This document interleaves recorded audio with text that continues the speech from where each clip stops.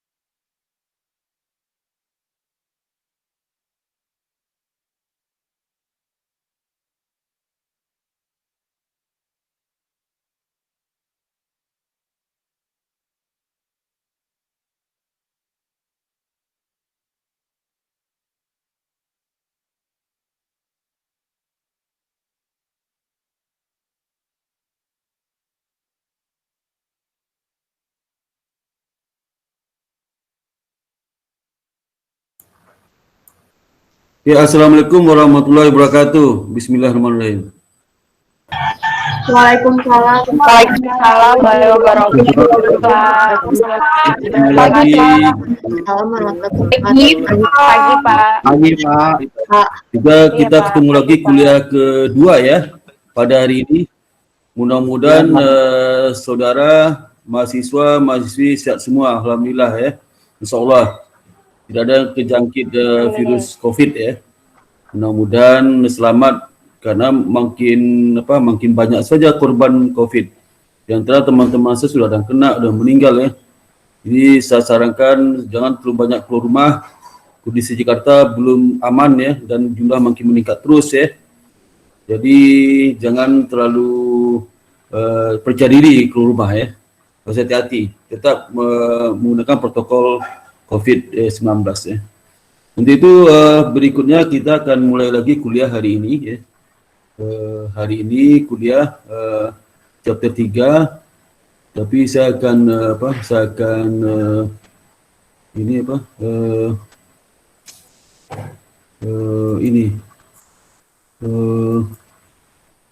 mana nih ya, you are presenting sorry ya, saya akan itu materi ini ya, materinya mana nih, perlu saya buka betul ya. Tunggu admin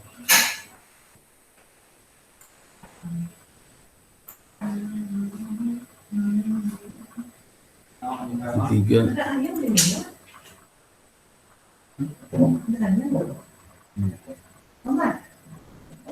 Sebentar ya.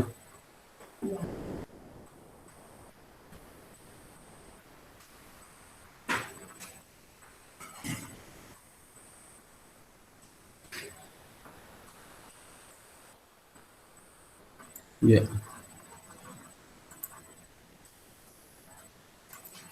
Ya udah kelihatan. Halo? Halo, kelihatan belum? Sudah, Pak. Sudah. Sudah, Pak. Udah, Pak.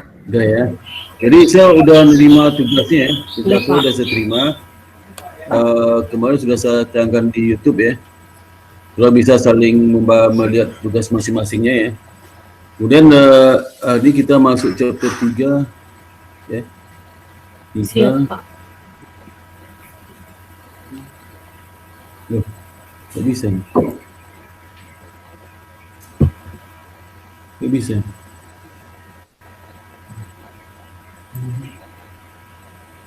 Sebentar. Udah. Jadi Ini terkait dengan chapter 3 accounting system. Sebenarnya materi ini akan ada nanti 2 semester ya. Sistem informasi akuntansi di semester 4 dan 5 mungkin. Jadi intinya sistem informasi akuntansi ini kalau belajar 2 semester itu saudara diperkenankan bagaimana transaksi keuangan diproses oleh sistem ini. Sistem ini nanti sehingga menghasilkan laporan-laporan yang dibutuhkan oleh internal dan eksternal perusahaan. Kalau internal biasanya untuk kepentingan membantu fungsi-fungsi manajemen, ya, fungsi manajemen di perusahaan ya, membantu fungsi-fungsi manajemen itu mulai level 1, 2, 3 ya, mulai dari kelas seksi, manajer, ya, nah, itu sangat bisa membantu itu. Kemudian juga kalau pihak eksternal itu membantu pihak eksternal dalam melihat bagaimana kinerja dan fungsi keuangan perusahaan yang berguna untuk membantu mereka dalam pengelolaan keputusan ekonomi dalam mengoptimalkan alokasi modal yang mereka miliki nanti ya. Nah, itu yang pihak eksternal. Eksternal siapa saja? Itu udah pihak kreditor ya, investor. Kemudian pihak pemerintah, juga organisasi buruh ya, labor organization, kemudian juga kepada masyarakat, society ya, melihat bagaimana perusahaan ini tanggung jawab sosialnya kepada lingkungan. Kalau perusahaan itu juga menimbulkan penurunan kualitas lingkungan sehingga dia harus memperbaiki itu. Jadi namanya kalau sekarang namanya environmental social accounting. Atau kalau di dalam sekarang istilahnya banyak ya, ada green accounting ya, ada sustainable accounting ya, macam-macam ya. Tapi intinya adalah mereka berusaha menjaga keseimbangan supaya tidak terjadi penurunan kualitas karena beroperasi perusahaan itu terkait dengan ekonomi ya, kemudian juga masyarakat, kemudian serta yang 3 environmental atau lingkungan. 3 itu yang harus dijaga. So, kalau perusahaan bisa menjaga, misalnya contoh sosial, berarti dia juga akan terpengaruh dampak concern langsung usaha perusahaan terdampak. Tapi kita topik kita bukan itu, tapi kita lah bagaimana nanti ini dalam basic sistem ini. Jadi sistem informasi akuntansi ada 2, itu accounting cycle, siklus ya, per siklus yang proses prosedur transaksi keuangan. Yang kedua adalah bagian accounting cycle. Accounting cycle itu memproses dari source dokumen, kemudian di jurnal, kemudian di posting ya, setelah di posting, kemudian di summarize dalam bentuk neraca saldo sebelum penyisian, nanti di akhir statement setelah perangkuan diidentifikasi ada enggak peristiwa ekonomi yang belum tercatat, maka timbul karena ada proses accrual basis ya, timbul adjustment nanti diposting lagi, disusun neraca saldo setelah adjustment. Neraca saldo setelah adjustment lah neraca saldo yang datanya digunakan untuk nyusun laporan keuangan. Setelah nyusun laporan keuangan nanti ada lagi jurnal closing entries ya, jurnal penutup. Jurnal penutup ini fungsinya untuk menutup akun-akun yang temporer, akun-akun revenue expense ya, dan dividen. Karena mereka itu akumulasi modal saldonya ada pada tahun periode bersangkutan, akhir tahun dinolkan. Nanti periode berikutnya buka baru lagi akunnya, saldonya nol lagi, buka baru lagi. Tapi ada juga akun yang sifatnya permanen. Akun permanen itulah setiap tahun saldo nggak pernah tutup, jadi berjalan akumulasi sampai dia kiamat dah ya.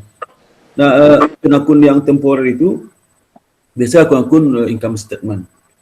Akun permanen bisa akun neraca ya, neraca. Terus ditutup di closing. Setelah closing entries nanti ada reversing entries jurnal balik ya. Nah, itu yang nanti setelah itu balik lagi ke berikutnya. Jadi ada siklusnya. Itu accounting cycle. Nah, kita bahas ini accounting cycle itu. Jadi ada materi pertama apa itu sistem informasi akuntansi, kemudian bagaimana merecord dan summarize basic transaction itu, menjurnal, posting, kemudian chart of account. Chart of account itu data yang berisi akun-akun dari 5 kelompok itu, akun aset, akun pasifa, akun hutang, akun pasifa itu ada akun hutang, akun equity ya, kemudian akun revenue, kelompok akun revenue, kelompok akun expand ya. Ada 5 kelompok akun aja. Kemudian adjusted trial balance ya. Bagaimana nyusun neraca saldo setelah penyusuan ya. Kemudian bagaimana nyiapkan financial statement. Kemudian bagaimana laporan keuangan untuk perusahaan dagang. Jadi ini sebenarnya refreshing dari pelajaran PA1, PA2 ya. Jadi refresh karena perlu refresh lagi karena nanti di intermediate itu materi agak lebih berat pada accounting principle, pengetahuan akuntansi ya. Nah, kita lihat pertama itu accounting information system. Dalam sistem informasi akuntansi, harus memahami beberapa basic terminologi. Seperti apa disebut event, apa disebut dengan transaction, jumlah, kemudian real account, kemudian juga nominal account, dan juga ledger, dan juga jurnal, apa disebut dengan posting, apa disebut dengan trial balance, apa disebut adjusting interest. Ini sudah ketahui. Berapa disebut financial statement, berapa disebut closing interest, kemudian reversing ini ya. Jadi kalau event itu ada 2 event dan transaksi dan peristiwa. Event itu peristiwa ekonomi yang menimbulkan berdampak pada perubahan posisi keuangan perusahaan. Ada berdampak perubahan posisi keuangan dan enggak. Nah, kalau di akuntansi yang kita cover itulah transaksi yang berdampak terhadap posisi keuangan perusahaan. Kalau enggak ada dampak posisi keuangan perusahaan tidak perlu dicatat. Jadi itu event transaksi. Apa beda event transaksi? Kalau transaksi itu adalah terlibat antara minimal 2 pihak, perusahaan dengan pihak lain, bisa perusahaan dengan SDM ya, dengan karyawan bergaji, bisa perusahaan dengan supplier, dengan customer ya, pihak ketiga lainnya dengan kreditor dan sebagainya. Tapi kalau event ada peristiwa-peristiwa yang terjadi di mana peristiwa itu peristiwa ekonomi yang menyebabkan perubahan keuangan akan terjadi dan tidak ada keterlibatan 2 pihak itu. Jadi bisa seperti misalnya penyusutan ya, kan peristiwa turunnya nilai akibat terus dicatat ya. Itu bukan transaksi, itu event. Adjustment itu event, adjustment penyusuan. Sehingga ada peristiwa penyusuan yang menggunakan pencatatan transaksi. Itu event. Kemudian kalau account itulah akun yang disediakan untuk masing-masing unsur-unsur aset, unsur-unsur dari hutang, unsur-unsur dari equity, unsur-unsur dari revenue, unsur-unsur dari expense. Unsur disebut juga dengan akun, disebut dengan rekening ya. Jadi kan real account itu akun yang sifatnya permanen di neraca. Nominal account akun yang sifatnya temporary. Ledger buku besar. Jurnal lah tempat di mana pertama kali pencatatan akuntansi. Di record pertama kali akuntansi adalah di jurnal. Bukan mencatat di bukti penjualan, bukan. Jadi kalau transaksi dicatat pertama kali di mana di akuntansi jurnal. Kalau sudah jual barang, kemudian sudah catat di bukti akuntansi, itu bukan mencatat namanya. Bukan mencatat. Bukan record di akuntansi, bukan itu. Itulah mendokumentasikan transaksi ke dalam bentuk dokumen. Supaya bisa ada bukti dasar untuk mencatat. Nah, mencatat pertama kali di akuntansi, jurnal, ingat ya. Jadi kalau ditanya kalau sudah siapa tahu diwawancara pekerjaan ada nilainya nanya seperti ini. Itu mencatat pertama di akuntansi apa namanya, di mana? Oh, sudah bingung. Waduh, mencatat pertama akuntansi itu Pak, waktu kita jual barang kita catat itu di akuntansi. Ah, itu bukan mencatat ya. Itu mendokumentasikan transaksi itu. Untuk sebagai bukti pencatatan. Nah, pencatatan pertama kali di jurnal. Jurnal itu harus ada source dokumen. Kalau penjualan dokumennya apa? Kwitansi, order penjualan, kemudian ada ongkos laporan penerimaan barang, ada bukti angkutan barang dan sebagainya ya, dan sebagainya. Ada kwitansi, ada invoice dan sebagainya. Ada packing list, daftar barang yang kita jual itu kita kirim kepada customer. Kalau posting apa? Memposkan dari catatan pertama jurnal ke masing-masing akun. Jurnal itu kan paling tidak minimal 2 akun terpengaruh. Ada debit dan kredit. Nah, minimal 2. Bisa 3 nggak? Bisa 4, bisa 5, bisa. Yang penting jumlah saldo yang di debit sama di kredit sama jumlahnya. Ya. Trial balance apa? Trial balance adalah itu daftar berisikan saldo-saldo di semua akun yang dimiliki perusahaan itu, semua akun. Maka untuk isu trial balance ini sudah harus paham saldo normal balance. Kalau enggak susah nanti. Jadi misalnya ada data, wah, cash 10.000, wah di neraca saldo masuk debit kredit ya. Itu jangan tanya, Pak, ini saldo cash ini debit kredit, jangan ditanya. Pasti saldonya debit itu normal. Karena semua aset pasti saldonya normal, kecuali akun kontra. Seperti misalnya akumulasi kontra akun, itu pasti terbalik deh. Semua akun-akun di utang, ya pastilah di kredit saldonya, nggak mungkin debit. Nggak mungkin. Karena konsepnya lah tempat masuk pasti lebih besar saldo tempat masuk pada tempat keluar. Jadi ya, tempat masuk keluar, pasti keluar paling banyak keluar tempat sama dengan masuk. Nggak mungkin keluar lebih besar pada masuk. Ya. Jadi keluar itu jumlahnya paling sedikit, paling banyak sebesar yang masuk. Ya. Pasti saldo di tempat masuk. Nah, menghitung saldo normal di mana? Setiap akun sudah tahu di mana tempat masuknya. Kalau di aset masuk di debit. Kalau di utang masuknya di kredit. Kalau equity masuk di kredit, revenue masuk di kredit, beban masuk di debit. Sehingga tempat masuklah saldonya. Karena masuk pasti lebih besar pada pengeluaran. Jangan pengeluaran lebih besar pada masuk. Itu masih pasak pada tiang. Normalitas kehidupan dunia ini adalah di mana jumlah keluar itu lebih sedikit daripada masuk. Masuk itu lebih banyak pada keluar. Ya. Kalau makan satu piring, keluar 5 piring, lama-lama kosong perutnya. Ya. Usus keluar semua itu ya. Nah itu ya. Trial balance itu. Adjusting entries secara jurnal penyusunan diperlukan karena terkait dalam penghitungan net income, karena perusahaan net income menggunakan accrual basis ya. Ada masalah pengakuan pendapatan, ada pengakuan beban di mana pendapatan belum terima uang sudah diakui, di mana uang diterima tapi belum bisa diakui pendapatannya, beban juga sama, dikeluarkan uangnya tapi belum bisa diakui bebannya, tapi belum dikeluarkan uang bisa diakui bebannya, itu memerlukan adjustment ya, nama accrual. Dan itu statement itu ada 5 jenis. Financial position, kemudian yang kedua income statement, yang ketiga adalah laporan perubahan likuiditas, yang keempat adalah cash flow statement, yang kelima adalah notes to financial statement. Terus closing entries adalah menutup akun-akun yang tadi nominal account ya, agar tahun depan dia saldo tidak dipakai lagi ya. Kemana tutupnya? Semuanya ditutup ke retained earning, kecuali akun-akun ada passive income, tutup ke akumulatif passive income. Nah, dalam debit kredit, di aturan debit kredit itu, jadi akun itu menunjukkan dampak transaksi yang terhadap aset liability, security, revenue, expense. Ya. Dalam aturan debit kredit paling tidak dalam double entry account itu sistem itu ada 2 sisi. Nah, sisi kalau di itu apa? Sisi kiri adalah debit, sisi kanan adalah kredit ya. Sisi kiri itu yang kalau kita ngadap ya, kita lihat itu kiri itu yang kiri tangan itu kredit, kanan kiri debit, kanan kredit ya. Kemudian merekod yang dilakukan oleh dengan mendebit paling tidak satu akun ya. Jadi setiap pencatatan itu yang dilakukan itu paling tidak satu akun terpengaruh ya. Akun dan ada satu akun yang pengen debit, ada satu akun yang di kredit ya. Itu boleh dua di debit ya.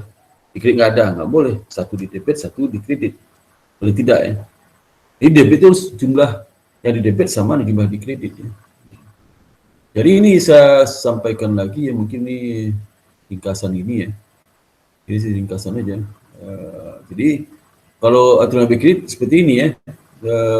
Jadi kalau seandainya tempat masuk kan, kalau di aset itu tempat masuk di debit. Kalau di utang itu tempat masuk di kredit.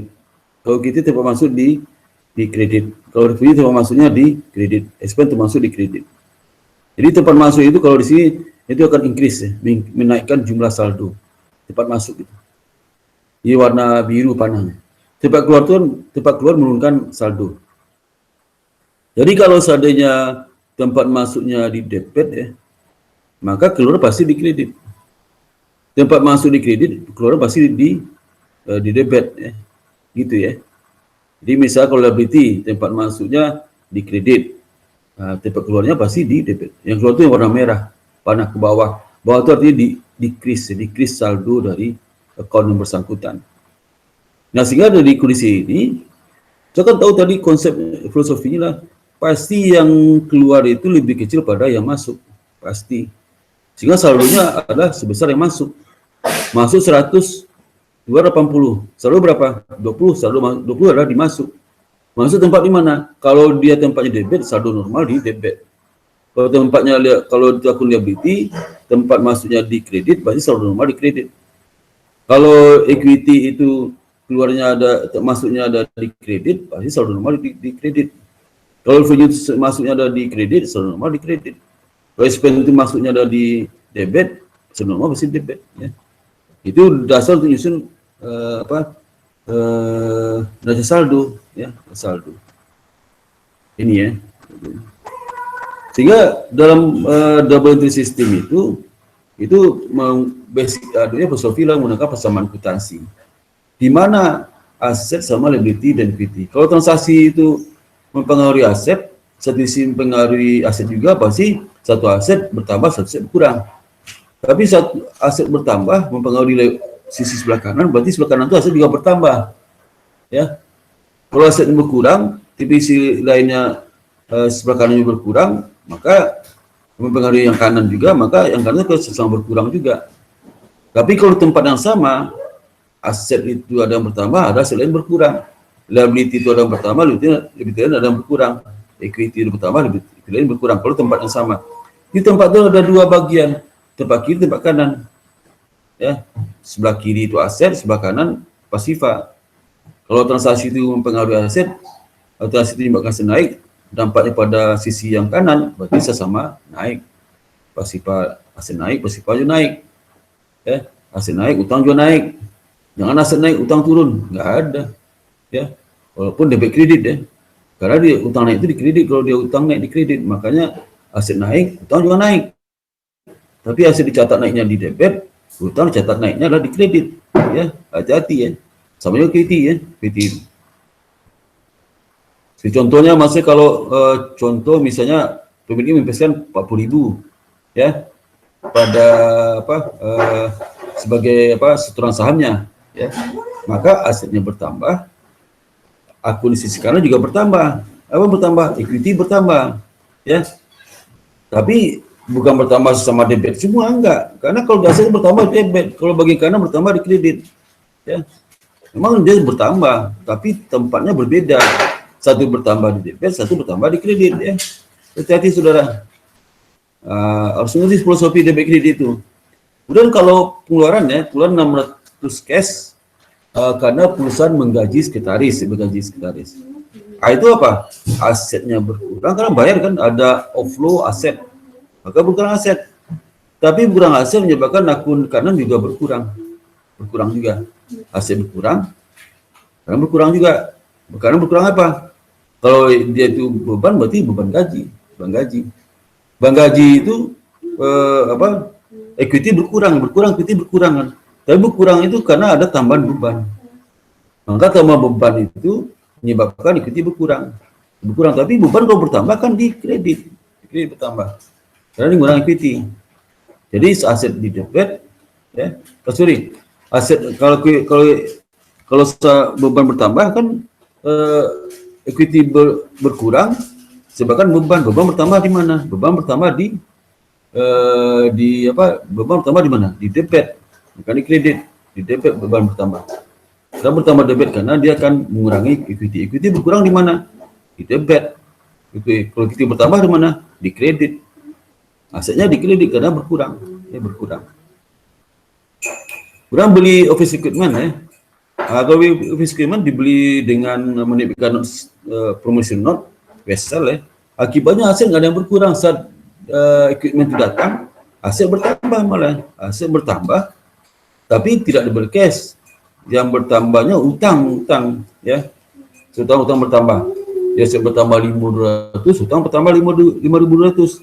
Walaupun sama-sama tambah, tapi isi beda. Kalau aset sisinya di debit, kalau liability di kredit, sehingga jumlah debit kredit sama, ya, sama. Ya, dan terima 4.000 cash untuk service performance, layanan jasa diberikan pada pelanggan. Nah, cash tambah, ada inflow cash, bertambah aset. Kemudian tambah aset ya, juga bertambah equity bertambah, aset bertambah. Walaupun sama-sama bertambah, tempatnya beda. Satu bertambah di kiri, satu bertambah di kanan. Kalau di kiri tambahnya debit, kiri kanan nambah kredit. Makanya debit, cash, kreditnya, equity itu apa? Revenue bertambah di kredit, ya, kredit. Dan baru short term liability.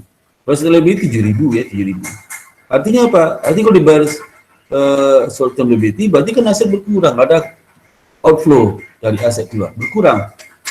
Kalau berkurang, liability bertambah berkurang. Yang dibilang bertambah, berkurang juga liability-nya. Sama berkurang, aset berkurang, liability berkurang. Pokok kalau transaksi itu mempengaruhi sisi kiri, sisi kanan, berarti sama-sama nambah, sama berkurang. Tapi kalau transaksi itu hanya mempengaruhi hanya satu sisi aja, sisi kiri aja, berarti ada aset yang berkurang, ada aset yang bertambah. Kalau hanya mempengaruhi liability aja, liability lain bertambah, liability lain berkurang. Tapi kalau transaksi itu mempengaruhi sisi kiri dan sisi kanan juga, berarti kalau dia bertambah, kanan juga bertambah, kiri juga tambah. Cuma catatan beda, satu bertambah debit, satu yang kredit, ya, artinya. Ya. Ngerti nggak sampai sini, halo? Halo, ngerti nggak? Ngerti, Pak. Kalau bisa ngetes dulu atau tidak, ya. Berarti masih melek sudah, ya. Nah, kemudian mendeklarasikan cash dividend. Dideklar cash dividend, kalau dia langsung bayar, berarti cash berkurang, aset berkurang. Apalagi berkurang? Equity berkurang, karena dividen itu akan mengurangi return earning, kurang equity.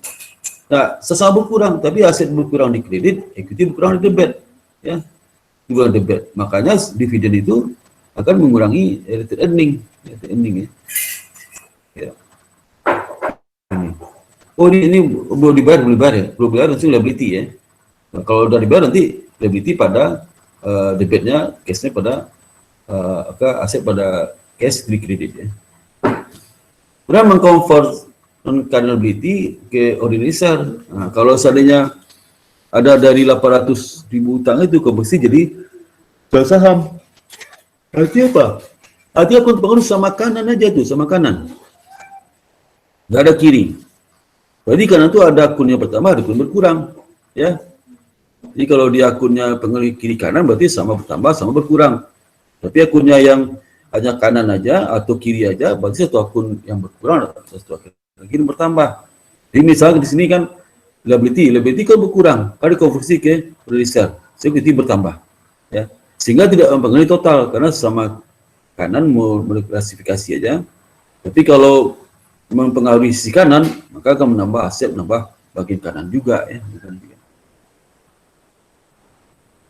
Berapa barang cash? 16.000 untuk delivery van. Dia beli alat apa? Mungkin angkutan apa untuk transport alat angkutan deh. Kendaraan. Cash berkurang, aset berkurang. Ya. Tapi kan ini pengaruh sisi kanan kan dia beli aset, beli aset juga. Delivery van kan aset. Ini pengaruh sisi kiri aja. Karena nggak ada pengaruh. Pasti ada aset berkurang, aset lain bertambah. Ya, begitu sebaliknya. Ya, gitu ya. Jadi aset cash berkurang, aset delivery van bertambah, ya. Dan dalam struktur kepemilikan, ya, dalam teori struktur kepemilikan itu jenis akun di equity itu akan berbeda. Kalau teori kepemilikannya berdasarkan proprietorship atau partnership, itu beda akun ownership, akun equity dengan kalau kepemilikannya teori adalah corporation, ya. Beda apa paling gampang? Kalau saya tahu nggak partnership, perusahaan perorangan, CV, partnership, ya, itu equity-nya bukan saham, ya, bukan saham, bukan related earning, langsung modal tuan A, tuan B, tuan C, ya. Kemudian setelah transaksi menimbulkan laba rugi akan langsung mempengaruhi modal tuan A, tuan B, ya. Nah, kalau corporation itu kepemilikan dalam bentuk saham-saham, ya. Hasil operasi ditampung akumulasi dalam related earning. retained earning. Jadi kalau seandainya perusahaan membagikan hasil usahanya kepada pemilik, nama dividen. Tapi kalau proportionship, kalau perusahaan membagikan hasil usahanya kepada pemilik, namanya free pay. Free pay itu langsung mengurangi modal tuan A, tuan B, tuan C dan sebagainya. Tapi kalau seandainya dividen, bukan mengurangi modal sahamnya di store, tapi mengurangi retained earning. Ya. Bisa. Nah, kalau di proportionship itu digabungnya. Kalau dividen langsung mengurangi modalnya. Kalau dia tarik uang langsung mengurangi. Kalau dia nambah langsung menambah modal. Proportion enggak. Kalau dia tarik, kalau dia kasih dividen langsung mengurangi modalnya. Kenapa? Karena kalau ownership itu tidak ada misalnya kepemilikan antara harta milik pribadi dan harta milik perusahaan. Kalau proportion terpisah ya, bisa. Ya, bisa. Nah, laporan keuangan ya kalau lihat dulu tanpa kerjaan. Yang mana dulu dikerjakan, maka dimulai income statement. Setelah dikerjakan, hasil income statement itu dan income-nya masuk ke laporan laba retained earning statement, laporan laba ditahan. Karena akan menambah saldo awal retained earning. Setelah ditutup semua akun revenue, akun expense kepada summary tutup ke retained earning, kemudian dividen juga tutup, maka nanti masuk dan income. Jadi angka masuk ke retained earning itu tidak boleh angka revenue, angka expense, nggak boleh, angka bersih aja, angka income masuk ke retained earning itu. Bila laporan retained earning itu tidak ada dicantumkan revenue sekian, expense sekian, nggak boleh. Maka itu fungsi jurnal penutup, semua revenue ditutup ke income summary, semua expense ditutup income summary ditutup ke retained earning, hilang semua, habis. Jadi akun revenue, akun expense, akun income summary, habis semua. Masuk bersih ke retained earning. Nanti dividen langsung ditutup ke retained earning. Ya, bukan income summary dividen itu, ya. Ke retained earning maksudnya, bukan income summary, ya. Nah, itu nanti ya kemudian dari situ baru masuk ke laporan fungsi keuangan. Jadi retained earning itu saldo akhir masuk ke laporan fungsi keuangan, ya. Nah, setelah itu baru dibikin laporan kas. Ya. Tapi kalau dalam penyajian di laporan annual report, laporan audit, maka bukan income statement yang pertama disajikan. Pertama adalah neraca. Yang kedua adalah income statement. Yang ketiga adalah laporan cash flow. Yang keempat adalah retained earning. Yang kelima financial statement. Ya. Ini isi dari laporan perubahan ekuitas. Ya. Ekuitas itu informasinya, setiap akun di ekuitas itu disajikan satu kolom. Akun ya, akun. Jadi akun yang terkait dengan corporation, akunnya ada akun ownership structure itu di akun nominal temporary account ya, di permanent account ya. Kemudian nanti ada akun nominal temporary account, ada ini apa nih? Akun ownership structure, ya ini investment ownership increase, revenue spend decrease dan sebagainya. Ya. Nah ini siklus accounting cycle. Cycle itu dimulai dari transaksi dan event. Kemudian dicatat. Catatan pertama kali akuntansi apa? Jurnal dicatat. Transaksi dicatat itu transaksi yang dicatat dari dokumen. Bukan langsung dicatat dari peristiwa. Misalnya contoh gini. Ada penjualan, langsung dicatat penjualan. Nggak dokumentasikan. Tanya apa? Beli apa Pak? Beli sabun 3 buah. Harga berapa? 5.000. Langsung catat 5.000. Bukan gitu ya. Dari transaksi dokumentasikan dulu, baru dicatat ya. Nggak langsung transaksi, langsung dicatat. Nggak boleh ya. Nggak boleh debit kredit. Itu harus ada dokumennya. Karena dokumen itu penting untuk membuktikan apakah laporan keuangan valid itu enggak. Ada nggak dokumennya? Ya. Jadi antara transaksi sama jurnal itu harus ada source dokumen namanya. Udah setelah di jurnal, dalam secara periodik ya, apakah setiap hari, setiap minggu itu ditotalkan diposting ke masing-masing akun ya, akun nanti setiap minggu dicari saldonya atau mau setiap hari. Kalau software mungkin setiap akhir hari gitu masuk, jadi trade balance, saldo yang bersihkan saldo akun utang, akun aset, akun pasifa dan seterusnya ya, itu adjustment. Adjustment, penyesuaian yang diperlukan karena trade balance disusun tadi setelah posting ke trade balance, posting dapat saldo akun, kemudian dibikin tabel daftarnya, Nah, itu daftar trial balance itu yang belum siap digunakan untuk nyusun saldo. Karena ada beberapa saldo yang belum update ya, update. Jadi update dulu dengan adjustment. Nanti nyusun neraca saldo setelah penyesuaian. Nanti baru bikin laporan keuangan. Laporan keuangan ya. Laporan keuangan dibikin dari adjusted trial balance ya. Nah, perusahaan bisa juga dari adjustment itu masuk ke worksheet. Worksheet langsung dapat laporan keuangan bisa juga. Karena di worksheet itu ada kolom adjusted trial balance, ada kolom adjustment, ada kolom adjusted trial balance bisa juga. Ya. Nah, ini dalam siklus akuntansi yang pertama kali transaksi langsung jurnal ya. Jurnal ini contoh ya. Ada transaksi ke jurnal. Jurnal itu bentuknya berkolom. Jurnal T itu hanya untuk kalau belajar. Kalau jurnal itu ada dua bentuk T bentuk berkolom ya. Pertanyaannya apakah perusahaan bisa pakai bentuk T? Ya nggak bisa lah ya. Bentuk T itu hanya guna untuk belajar. Kalau perusahaan jangan T lah. Perusahaan bentuknya seperti ini ya. Jadi tanggal, ada nama akun, dan ada penjelasan juga. Jadi ingat, jurnal itu ada penjelasan. Jangan bisa catat cash sekapital, itu nggak ada penjelasan. Itu kan nggak benar ya. Nggak benar ya. Benar itu. Penjelasan ini sudah apa dia? Kemudian ini jurnal untuk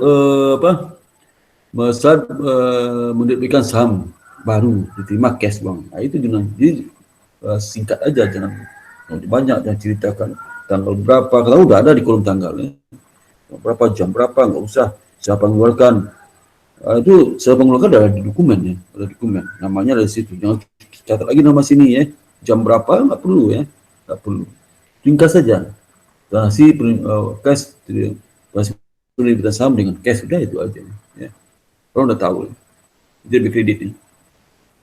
Nanti dia data sudah misal J1 ya, di atas slide jurnal itu ada J1.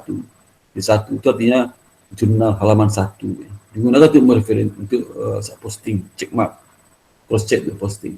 Referensi itu untuk referensi kalau kita posting ke akun, nanti kita catat itu nama kode akunnya, kode akunnya ya. Nah ini ya, ini contoh proses postingnya. Mana ini dari dari jurnal diposting ke masing-masing guru besar di proses postingnya. Jadi pertama ini kan reversing dari pengantar akuntansi. Pertama catat tanggal dulu di kolom tanggal. Kemudian yang kedua catat di kolom jurnal itu referensi nomor kode akun itu, berarti itu menyatakan sudah dipindahkan datanya.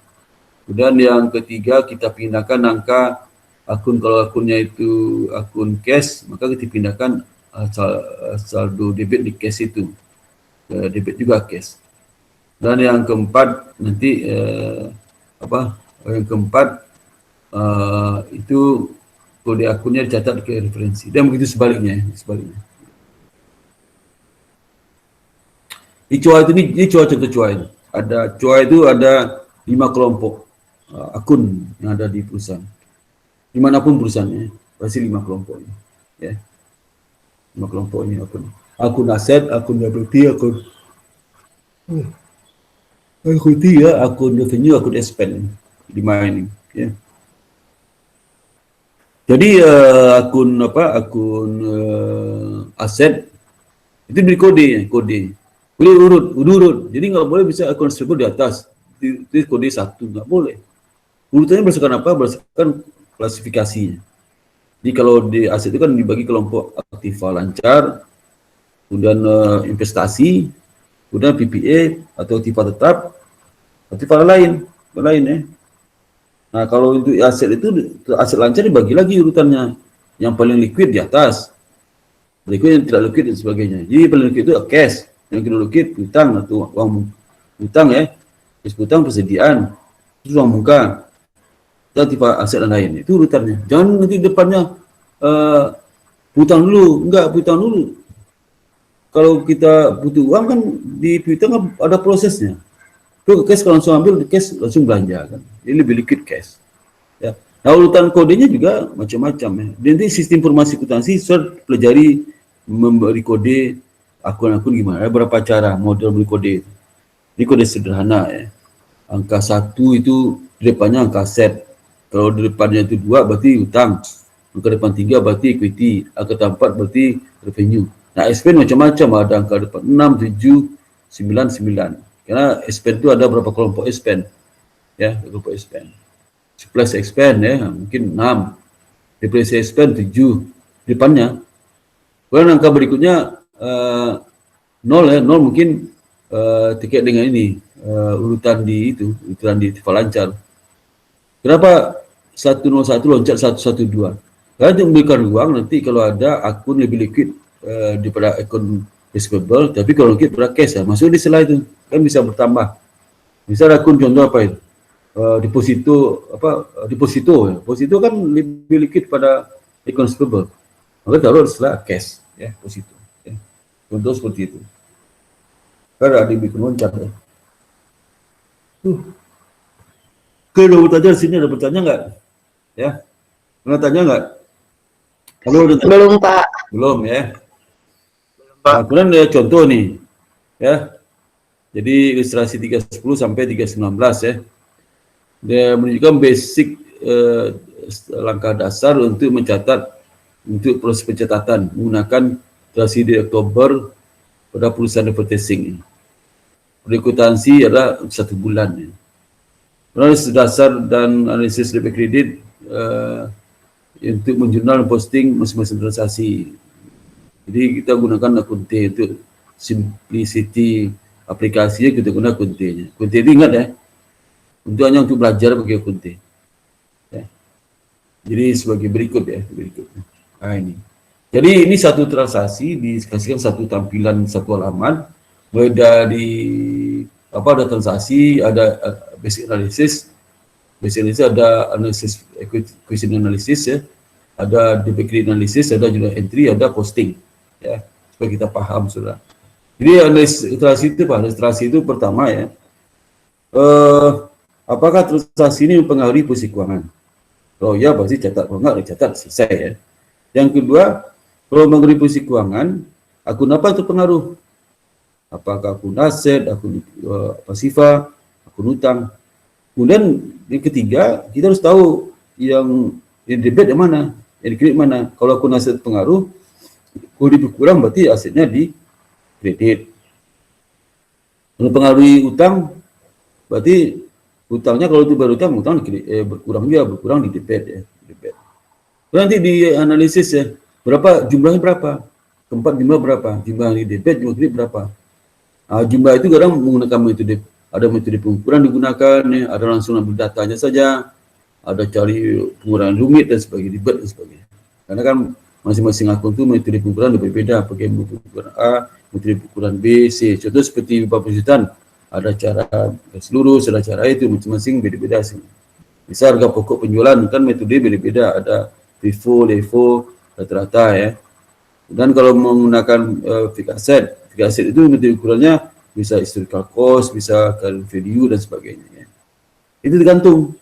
Kemudian dites apakah dari hasil analisis 1 sampai 4 tadi, sampai dari 1 menyatakan apakah dia itu mempengaruhi keuangan, apakah dia akun mana berpengaruh, kemudian apakah yang bertambah berkurang, debit kreditnya mana, jumlah berapa, itu nanti dites apakah sama jumlah yang di debit sama di kredit.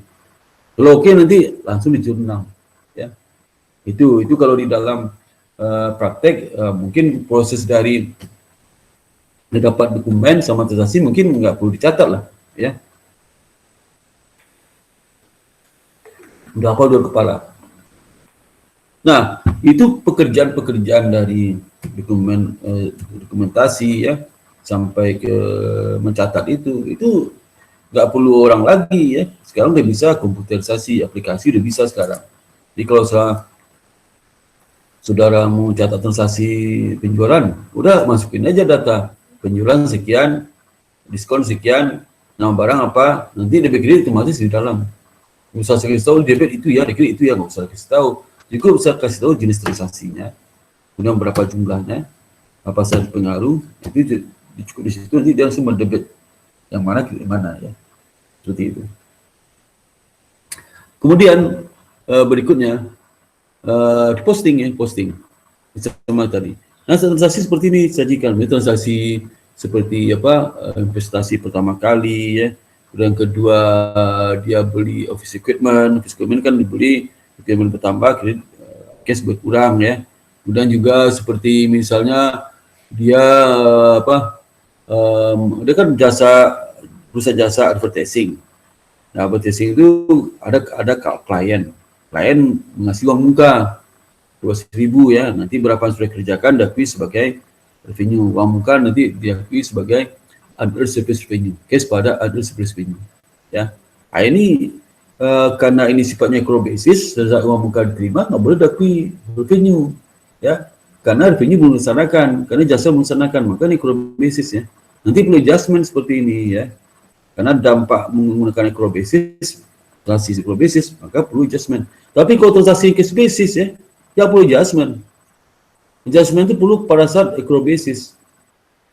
Masa perusahaan itu cash basis, nggak ada adjustment. Mana ada adjustment? Karena cash basis. Pak, itu ada juga Pak, dia adjustment karena tadi catat 10, salah, dia catat 20. Nah, itu kan adjustment, itu koreksi namanya, unit koreksi ya. Bedakan unit koreksi sama unit penyesuaian ya. Bedakan, beda. Correct error jurnal sama correct to error jurnal itu beda sama jurnal adjustment ya. Adjustment dibuat karena ada proses accrual basis untuk menghitung net income, sehingga terkait dengan pasti adjustment terkait dengan pendapatan dan beban aja ya, terkait itu aja adjustment itu ya. Kemudian yang berikutnya dia misalnya bayar sewa kantor ya, kalau dia cash berarti cash berkurang. Kemudian kalau sewa kantor itu 1 bulan, otomatis dia spend karena udah 1 bulan. Tapi sewa kantor untuk 3 bulan, udah lewat 1 bulan 1/3 ya. Kalau sewa kantor itu setahun, masih sebulan 1/12 dari sewa uang yang sudah di bagian depan. Sewa itu di bagian depan bukan di bagian akhir ya. Jadi pasti ada uang muka sewa ya. Dan spend cash ini kalau sewa itu adalah untuk 1 bulan ya, sebulan ya. Di bulan sekarang aja ya.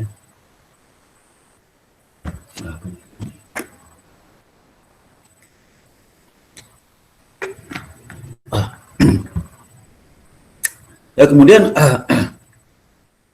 maaf saya tadi bicara banyak juga, saya bicara lagi agak kering, kurang-kurang. Jadi kemudian juga bayar, dia terima pembayaran terkait dengan polis asuransi ya. Bayar, jadi perusahaan advertising ini bayar asuransi itu setahun, kalau sebulan 12 kali 6.000 ya. Jadi dia maksudnya prepaid insurance ya. Ini perlu penyesuaian juga. Kenapa? Karena beban asuransi itu saat dibayar memiliki segi expense. Karena kan accrual basis. Kapan ada expense setelah melalui waktu? Enggak ada adjustment.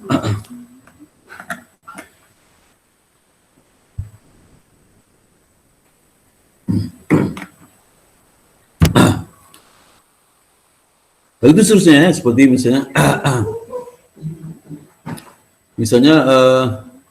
ada cash dividen ya pada shareholder. Dividen ya. Kalau dividennya sudah dibayar, berarti dividen pada cash ya, pada cash. Jadi ada proses jurnal ke posting ya.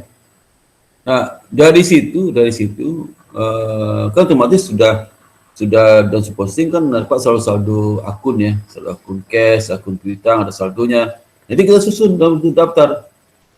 Kalau diurut dari mulai akun aset urut ya. Habis aset urut akun pasifa utang ya. Habis utang akun equity ikut revenue, spend. Nanti saldonya. Jadi saldo ini harus ngerti mengenai saldo normalnya. Cash saldo pasti di debit. Nah, mungkin saldo cash itu saldo di kredit ya. Accounts payable diurut ke bawah ya, urutan akun. Harus urutan di COA account ya. Nah, itu. Urutannya seperti itu. Jadi nanti urutan seperti itu pasti jumlah sama. Kalau nggak sama dites ya. Selisihnya bagi 2 itu penyebab tidak samanya. Tapi kalau selisih bagi 2 nggak ada juga angka situ, berarti kesalahannya tidak satu lebih dari 1. Kalau salah 1 berarti sebab itu selisih bagi 2 itu pasti itu. Kalau salah cuma 1 ya. Setelah banyak nggak bisa lagi gitu.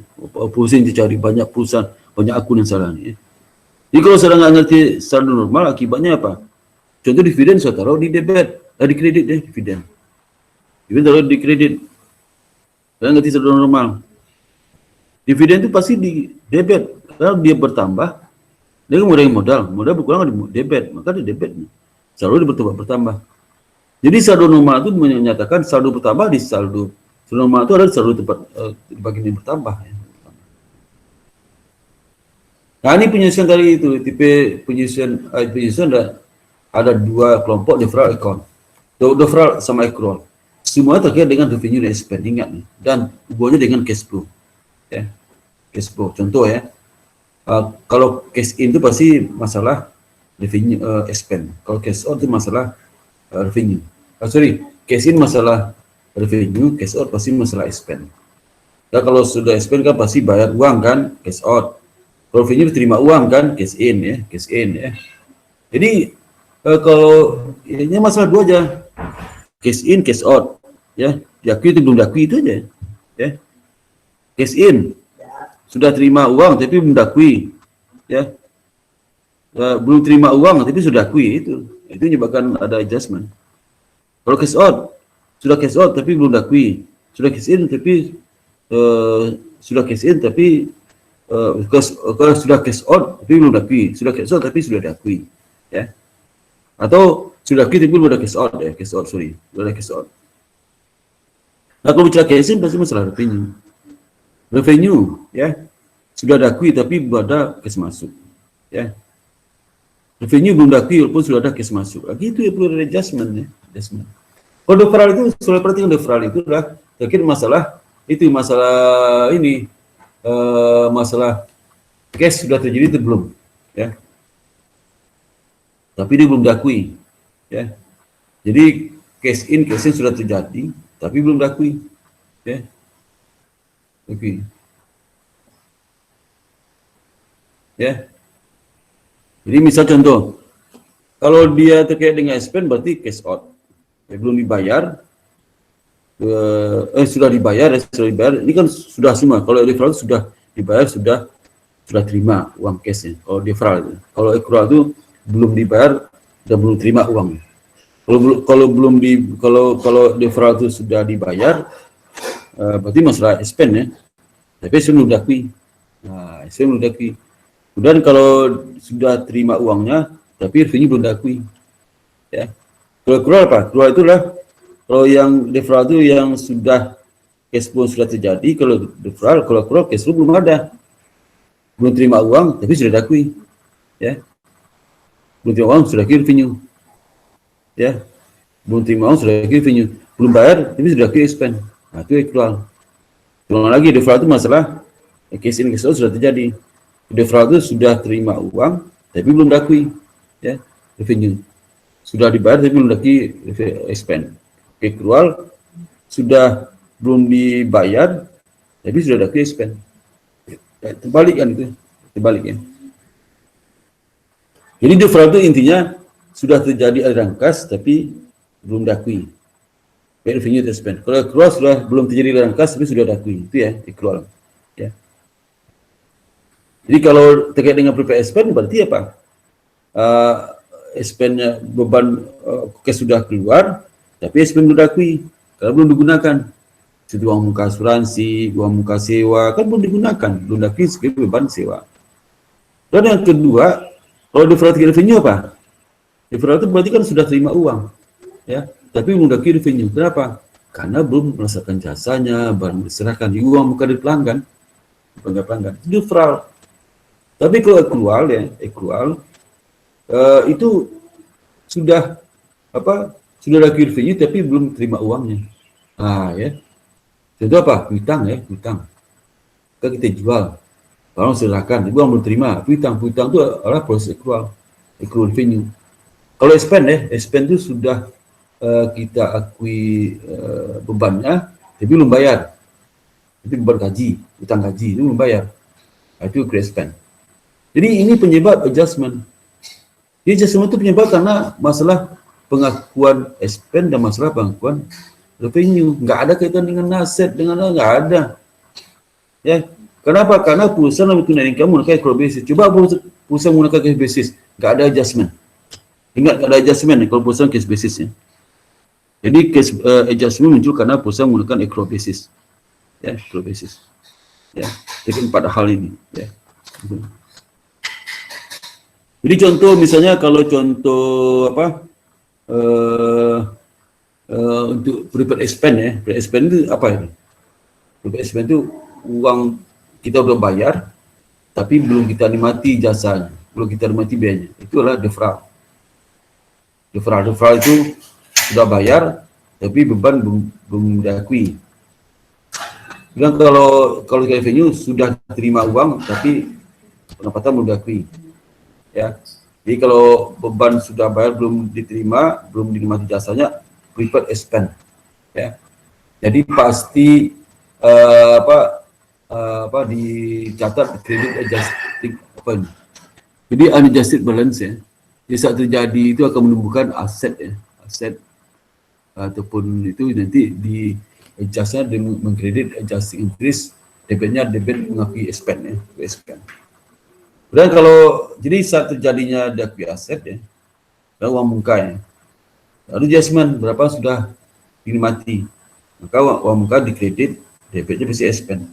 Tapi kalau dia itu deferral terkait dengan revenue, di mana cash sudah terima ya, aset sudah bertambah ya, aset sudah bertambah ya,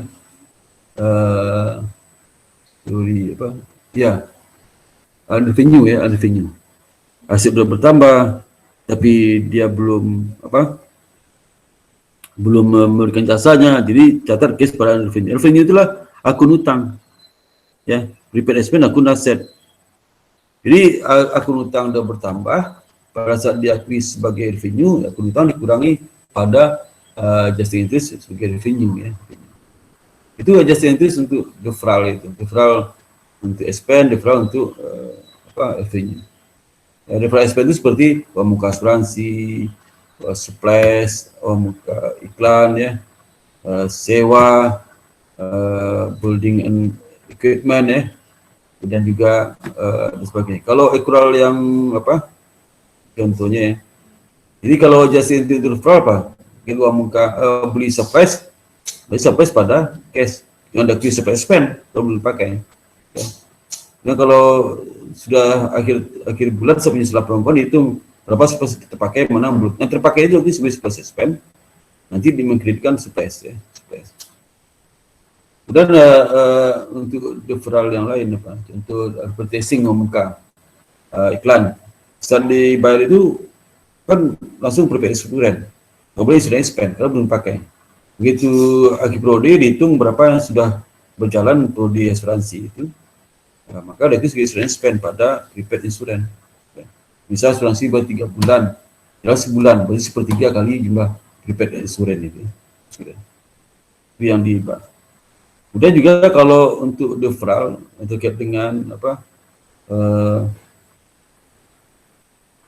depresiasi itu semua deferral jangka panjang, short long term deferral. Depresiasi itu ya itu juga deferral. Ya. Karena saat kita beli aktiva tetap nggak langsung kita expend kan, karena belum kita pakai, tidak dipakai, boleh penyesuaian belum kita expend kan, beban penyesuaian pada akumulasi akan mengurangi dari aset itu. Ya. Jadi deferral, jadi pada saat depresiasi expend itulah ini adjustment terkait dengan deferral jangka panjang. Ya sudah bayar beli aktiva tapi belum kita expend kan, karena aktivanya belum kita pakai. Kalau mau 5 tahun, 1/5 berapa? Tergantung belum terjadi penyesuaiannya ya. Jadi setelah umur akan langsung kita adjustment deferral tersebut. Ya. Dan adjusting interest untuk terkait dengan revenue, deferral revenue. Jadi kita udah terima dari pelanggan, tapi barang belum serahkan. Itu deferral revenue. Contoh seperti kalau kita nyewakan gedung ya, berarti kita terima uang muka dari pelanggan nyewa gedung ya. Nah, alien tiket itu kalau dia jual tiket kan terima dulu tiketnya baru berangkat, jangan berangkat dulu terima tiketnya. Jadi jual tiket sebelum berangkat. Hotel juga sama, hotel nginap suruh minta bayar ya. Dan seperti tuition fee yang sudah kalau kuliah baru belakang depan kan, langganan majalah, kemudian customer deposit sama. Ya. Jadi misalnya terima cash dari pelanggan, ya, atas jasa akan diberikan, itu cash pada under service revenue, belum diakui sebagai revenue karena jasa belum diberikan. Ya, kalau jasa nanti dihitung dari jasa baru nanti kita akui service revenue, under service revenue sampai 4.000. Ya. Itu adjustment. Tapi kalau cash basis ini, cash basis, saat terima uang muka pelanggan langsung apa? Cash pada service revenue. Perlu adjustment nggak perlu adjustment, makanya cash basis nggak ada adjustment ya. Karena kalau basis ada adjustment. Kalau ya Juno bicara untuk accrual, tadi kan contoh deferral yang terkait dengan expense, terkait dengan revenue contoh.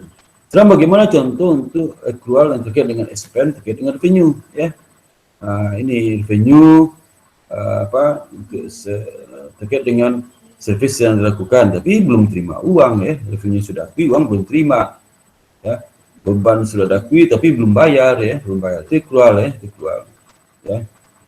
Jadi seperti misalnya sentris, accrual revenue ya, dia terima uang dari pelanggan tapi belum dia dijual barang tapi lu terima uangnya ya, revenue udah diakui, utang dagang ya. Accrual expense ya, seperti utang gaji, utang bunga, utang sewa kali ya, utang sewa belum kita sewakan barang, tapi sewa itu baru berjalan separuh lagi jadi utang di depan sewa. Ya, contoh seperti apa kalau yang untuk yang accrual revenue, menyewakan bunga ya, service performance ya, gitu. Jadi kalau seandainya kita jual barang, kredit akun tersebut pada self revenue ya, jadi kena accrual basis ya. Nanti kalau dia bayar baru utangnya di kredit, debitnya cash ya. Nah kalau terkait dengan spend ya, kalau dia spend ya.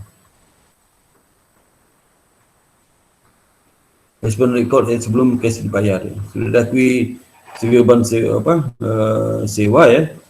Sewa sudah terima interest ya, tax dan seterusnya. Expense ya, kita bayar sewa untuk 5 bulan. Kalau kita bayar nih ya. Tapi saat dibayar sewa itu belum diakui sebagai beban sewa. Kapan nanti beban sewa? Kalau sudah berjalan berdasarkan periode waktu ya. Sudah berjalan. Di pajak, bunga, gaji, sewa ya, itu hanya gedung ya. Kalau kita bayar nih, nggak bisa lagi semua expense ya. Bunga, kita minjam uang ke bank ya, uang ke bank ya.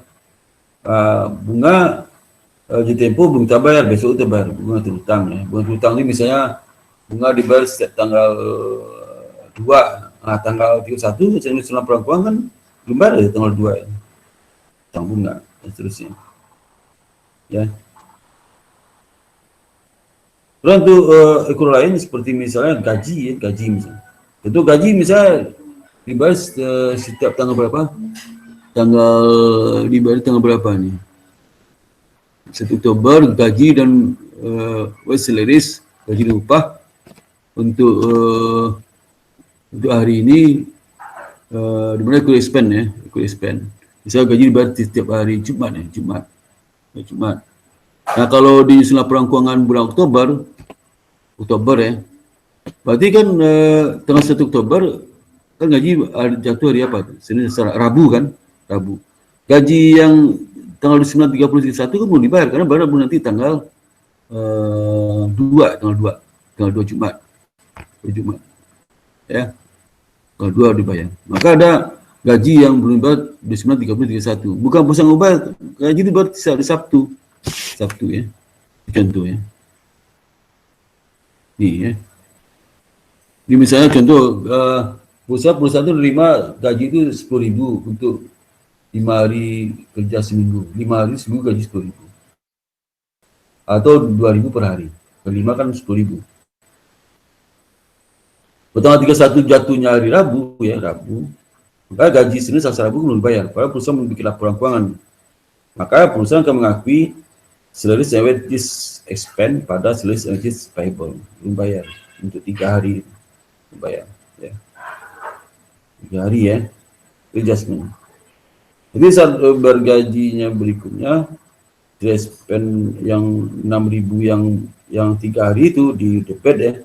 Salaries and wages expense yang 34.000 untuk gaji yang tanggal 9 sampai seterusnya, yang tanggal 1 sampai tanggal 3 berikutnya, itu dikurangi ya, jika sebulan kurang 6.000, jadi tinggal expense 34.000 ya, yes 40.000.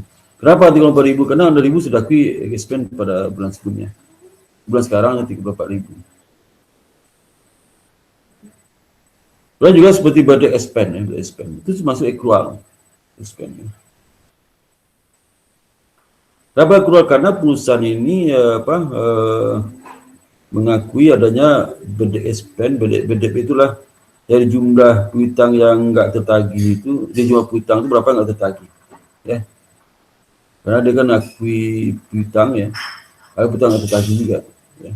Budget expense 1.600, kemudian allowance for the full account. Jadi kalau 1.600 jumlah piutang tertagih, yang itu budget expense pada allowance for the full account. Kalau ini akan mengurangi akun piutang di neraca. Ya. Itu dapatnya net receivable value. Nah dari hasil itu, maka dari hasil transaksi yang sudah dicatat, kemudian disusun neraca saldo sebelum penyesuaian, kemudian bikin penyesuaian, diposting lagi buku besarnya, dapat neraca saldo setelah penyesuaian. Nah ini dapat neraca saldo setelah penyesuaian. Ya, makin banyak akunnya kan, jumlah makin terpengaruh ya. Sehingga ini juga soal pemahaman saldo normal juga ini untuk nyusun ini. Jangan sampai sudah diberi expense itu sudah terlalu dikredit. Berarti seluruh normal nggak tahu ya, terlalu dikredit. Harusnya debit ya, diberi expense itu. Atau misal akumulasi penyesuaian sudah terlalu di debit, padahal dikredit ya. Berarti nggak seimbang. Ya. Nah ini laporan keuangan perusahaan ya. Keuangan perusahaan itu income statement, net earning, statement of financial position ya. Kemudian juga ini cara menyusunnya income statement. Dia adjusted balance ini bikin, ini adjusted balance ya, yang kalau akun yang dibeli earning ya sampai dividen itu akun masuk ke return earning statement ya. Dan akun revenue sama beban masuk ke income statement, sehingga income statement nanti hasil masuk ke return earning karena saldo return earning yang di neraca sebelum dan salah penyesuaian ini, saldo penyesuaian training saldo awal, karena belum dibikin saldo training akhir ya.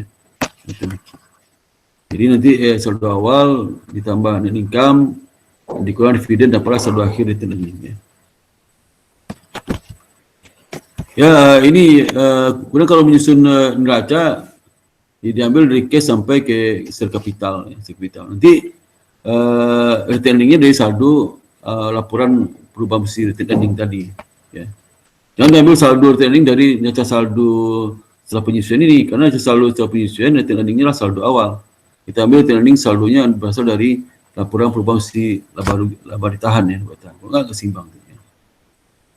Jadi dan closing proses menutup akun-akun yang terkait dengan akun temporary. Jadi akun temporary apa saja? Akun temporary adalah saya lihat ada cari akun dividen, revenue, dan expense, tutup ya, tutup.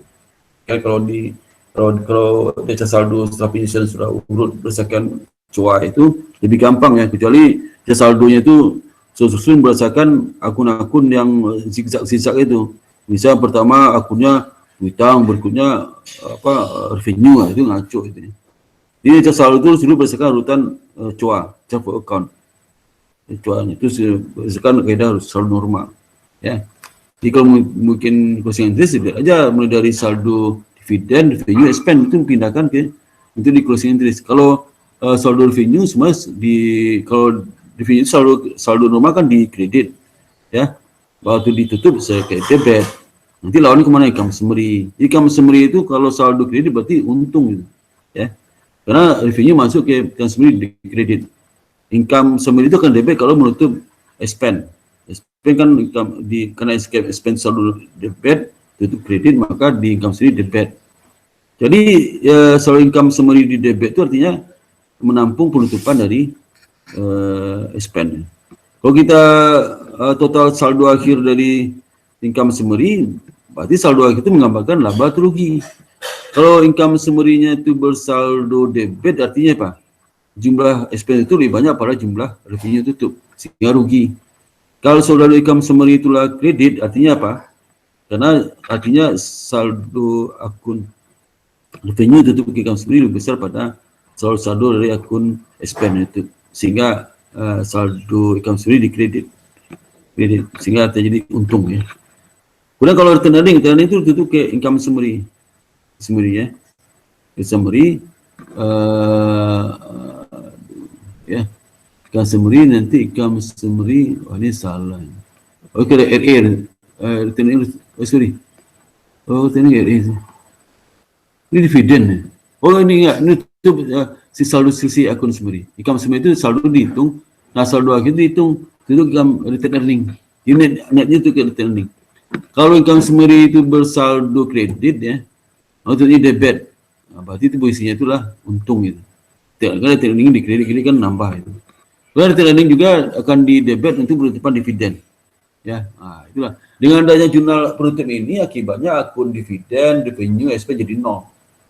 Sehingga di awal tahun hanya sisa saldo akun permanen, dari cash sampai share capital, ya, saldonya. Saldo yang dividen sama apa service revenue, expense udah nggak ada saldonya, ya udah habis ya, udah hilang semua, ya hilang semua.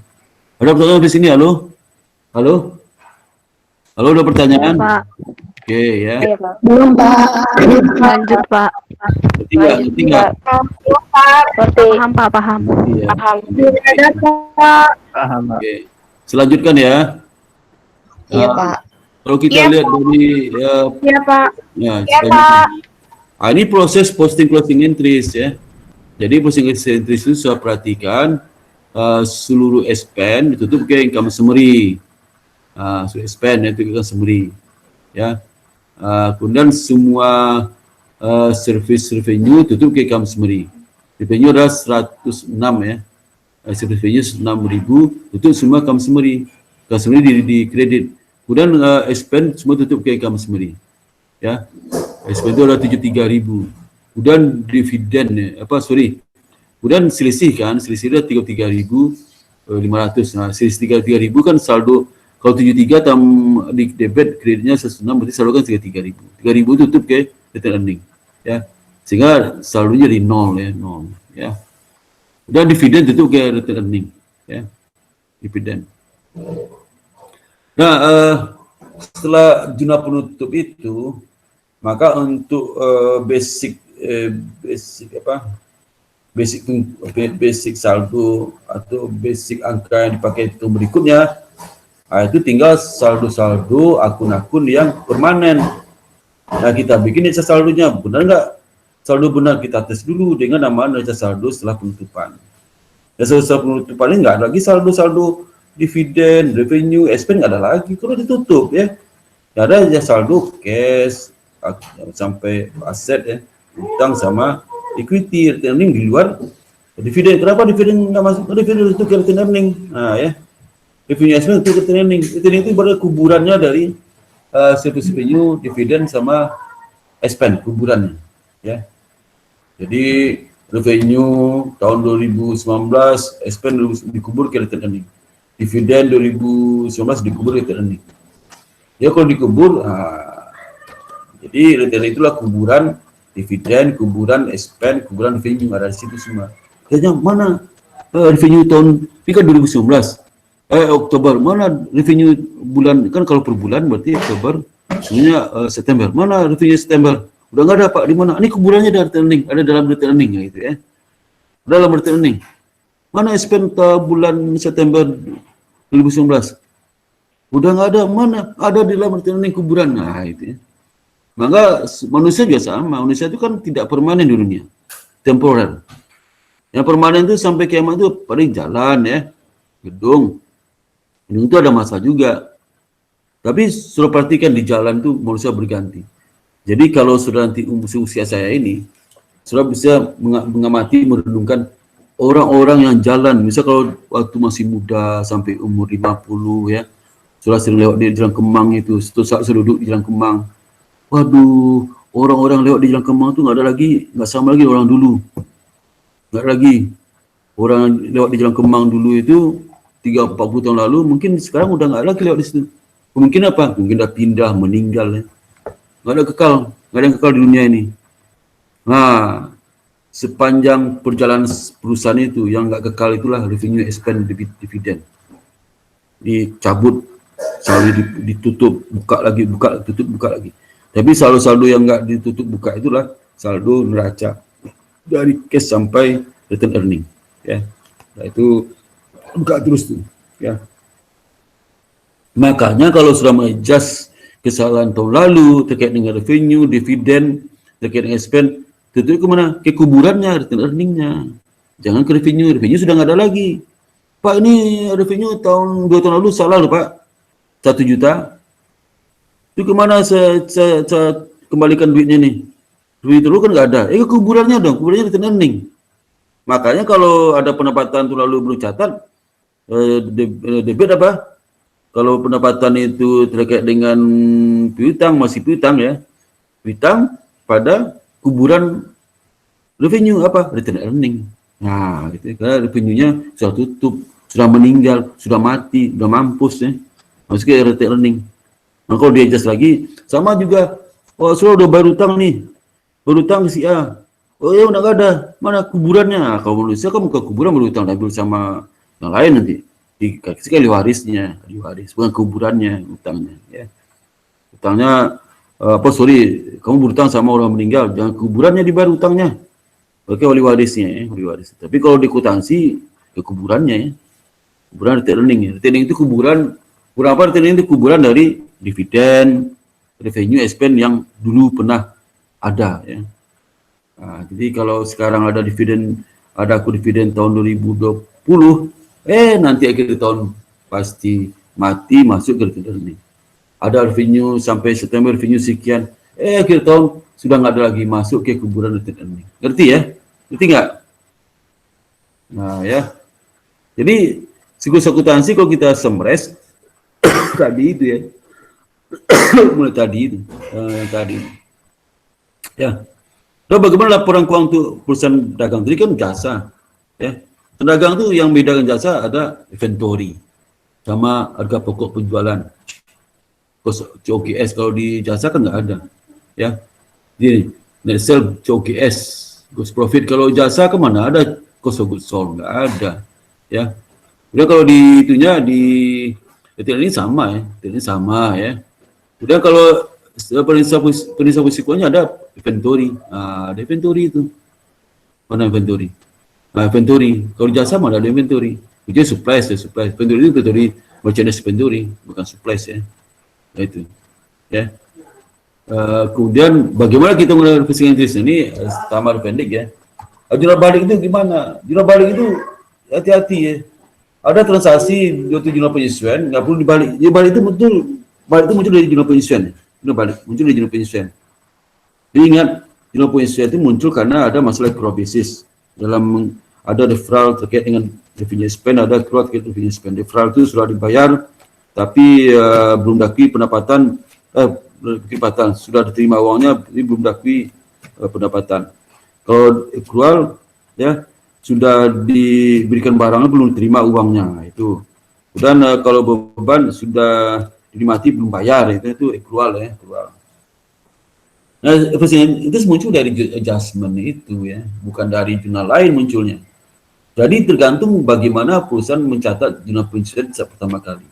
Bisa jadi ada jurnal penyesuaian pertama kali pakai cara ini, nggak perlu adjust interest, nggak perlu interest, tapi ada juga menggunakan cara ini harus di interest ya, karena masuk konsistensi. Tapi kalau nggak konsisten nggak perlu juga ya. Ya itu ya. Jadi ini tadi ya, ini ya, ini reference interest accrual ya, reference interest. Bisa contoh gaji ya. Gaji kan tadi apa? Gaji itu untuk yang 3 hari ke 4.000 tuh, 3 hari 4.000. Catatnya apa? Catatnya lah waktu pertama catat itulah itu dia diakui sebagai ini apa mana nih? Dia tergantung itu ini mana? Jadi kalau saat pertama dicatat, jadi selera wages expand cash ya. Ini nggak perlu apa ini mana? Ya. Ini selera gaji ya. Selera wages expand. Kemudian adjusting entries selera wages expand pada selera wages payable ini ya. Contoh seperti ini. Nah, kalau itu terjadi tidak perlu apa representative tidak digunakan. Ya. Pada costing entry kan ditutup income stream pada seri wages expense. Habis kan? Ini entry tidak ada jurnal dibuat. Ya. Ini contohnya. Ya. Dan subsequent entry setelah itu tanggal 8 November terjadi lagi apa pembayaran, maka seri wages payable pada seri wages expense ya. Sehingga perlu entry. Tapi kalau yang kedua yang bukan entry itu kalau seandainya saat waktu beban gaji terjadi kan series wages expense. Kalau waktu yang penyesuaian kan catat series expense pada series wages payable ya. Itu series wages payable. Dengan summary series wages payable expense series payable. Nah, kalau dia menggunakan referencing entries series wages payable dihilangkan ya, series wages payable itu dihilangkan. Nanti muncul series wages expense. Nah, itu ya. Sehingga nanti pada saat dilunasi series wages expense di debit. Kalau tadi kan series expense yang di payable di debit. Kalau ini adalah expense. Itu ya. Jadi bisa menggunakan entries bisa enggak. Menggunakan referencing entries maka waktu dia lunasi utang gaji itulah series wages expense. Kenapa? Karena waktu dibuka referencing entries sudah baliknya dia mengakui menutup payable mengakui expense. Ya, expense belum terjadi. Pada saat terjadi, expense-nya di debit lagi. Jadi expense-nya hilang ya, otomatis hilang. Tapi kalau dia menggunakan referencing entries, waktu dibayar cukup series wages payable ya, cash. Ya. Ini bisa lakukan bisa enggak ya. Contoh lagi apa itu? Initial purchase plus entry ya. Ini misal saat dia beli supplies ya, supplies pada cash ya. Nah, pada cash itu pada adjusting entries dicatatnya supply spend pada supplies, jadi supplies yang kepakai ya, jadi supply spend. Nah, dia mungkin closing entries di mana supply spend itu ditutup ke income summary. Otomatis supply spend kan supply spend-nya kan habis. Sehingga tersisa apa? Supplies yang belum dipakai. Nggak perlu jurnal balik karena memang supplies belum dipakai diakui sebagai aset. Tapi kalau yang kedua supplies belum dipakai diakui sebagai supplies belum dipakai diakui sebagai expense. Nah, itu perlu ada referencing entries. Karena waktu dia beli supplies itu langsung supplies expense diakui. Ya, bukan sebagai aset tapi sebagai beban. Nah, pada saat dia adjustment supply expense bukan supplies expense yang dibangunlah. Ini adalah supply expense yang sudah kan supplies ini yang belum terpakai. Nah, kebalik ya. Kalau yang adjusting entries yang tadi itu supplies yang sudah kepakai, tapi ini supplies yang belum kepakai. Sehingga supplies itu yang tersisa adalah supplies yang belum kepakai.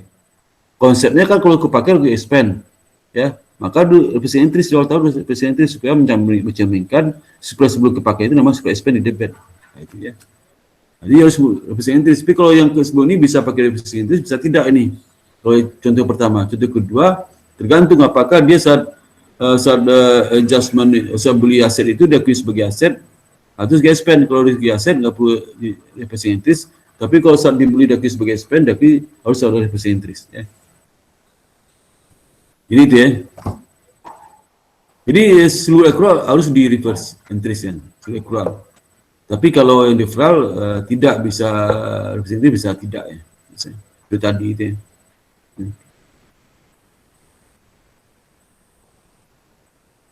Nah, kalau kita pakai kolom kalau menggunakan worksheet ini ya, worksheet. Kalau menggunakan worksheet, jadi kalau worksheet ini nama worksheet berapa? 1, 2, 3, 4, 5 kolom. 5 kolom berarti ada kolom trial balance ya, Turbulence sebelum adjustment, ada kolom adjustment, ada kolom adjusted turbulence setelah adjustment, ada income statement, ada statement financial position. Bisa nggak offset itu jadi 6 kolom? Bisa, tambah kolom lagi return earning, return position ya, bisa. Tapi itu nggak penting lah. Ya. Tapi kalau mau 6 kolom bisa. Ini kan 5 kolom, tambah lagi kolom return earning ya, return earning. Bisa aja ya. Bisa aja. Ya. Nah, itu kita lihat ya. Jadi kalau mengerjakan evaluasi itu harus bertahap ya.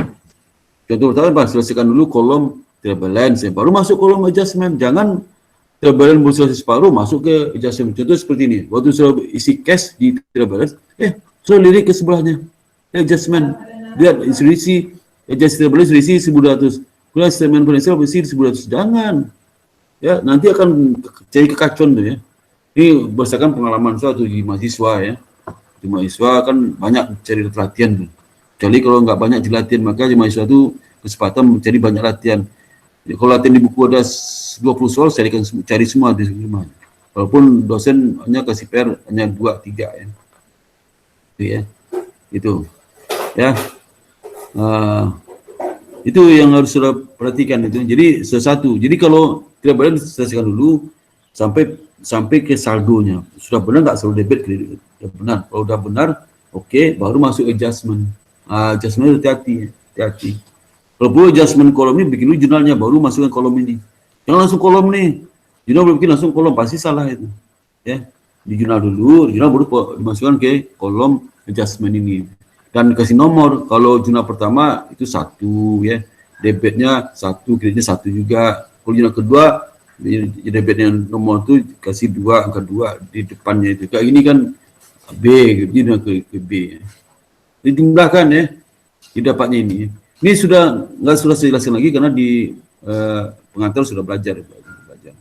Ya. Itu ya. Ada pertanyaan? Halo? Ada pertanyaan? Halo?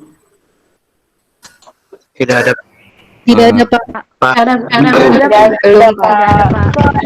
PR-nya nih, baiknya tadi E3 11, E3 12, E3 17, E3 2 ya.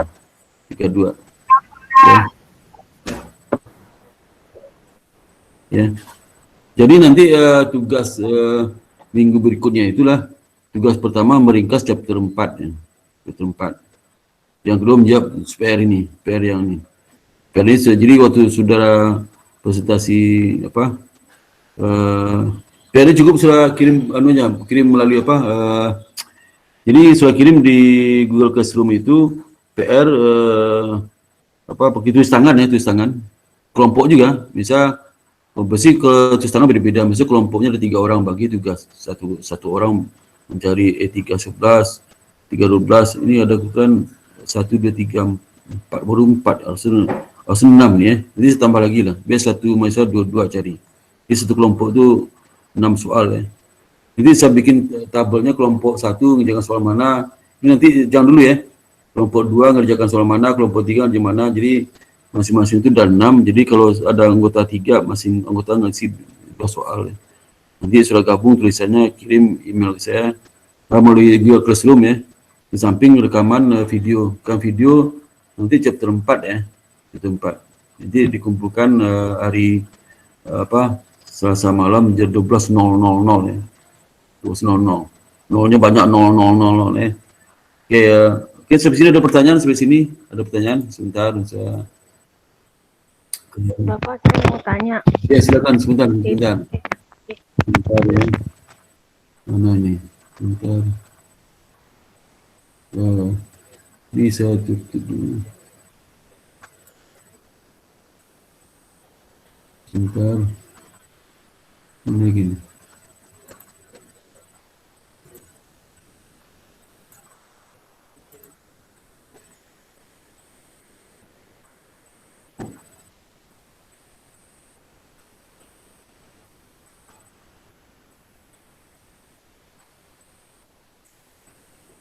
Itu lagi dulu. Oke, silakan yang mau tanya siapa? Jadi yang meringkas chapter 3 itu dibuat kayak kemarin lagi, Pak. Chapter 4. Yang video. Iya, chapter 4. Iya. Buat lagi. Bikin video lagi ya, Pak? Ya, video lagi. Kemudian kalau untuk PR kamu pakai tulis tangan nanti. Jadi untuk mensubmitnya nanti submit ke Google Classroom ada 2 ya. Satu video, satu PR ya. PR dalam bentuk tulis tangan aja. Bentuk rekaman sudah foto nanti kirim ya. Dan kalau Oke, bisa Pak, makasih. kalau bisa tidak masing-masing orang kirim satu kelompok itu satu aja ya. Ya kemarin semua ngirim tuh. Misalnya kelompok satu ada 3 orang, satu orang ngirim ya, satu orang ngirim. Ya. Jangan ketiga ngirim ya. Baik, Pak. Jadi kalau tiga Baik, ngirim Pak. itu ya penuh apa? Iya, Pak. Baik, Pak. Penuh saya harddisknya penuh nanti ya. Itu. Iya, Pak. Ya, sebenarnya ada pertanyaan. Bentar di situ saya belum isi absen. Saya buka e-kampus sebentar ya, ini lagi loading. Aduh. Lagi loading nih. Ya. Itu kenapa nih?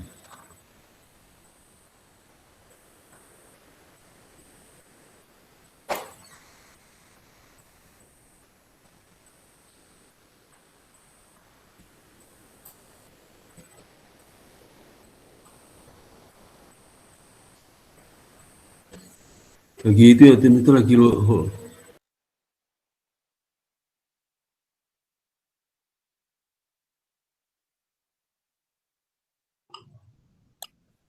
Cabut.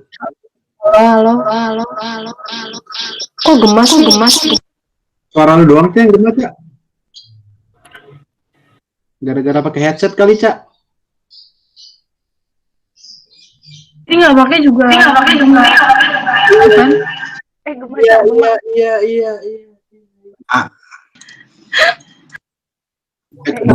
Tugasnya banyak banget dong berarti.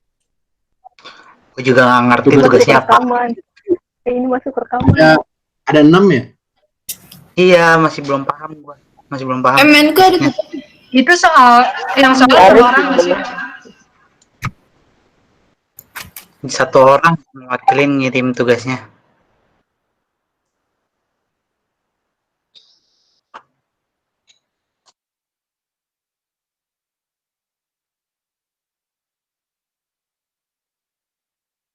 Cek WA.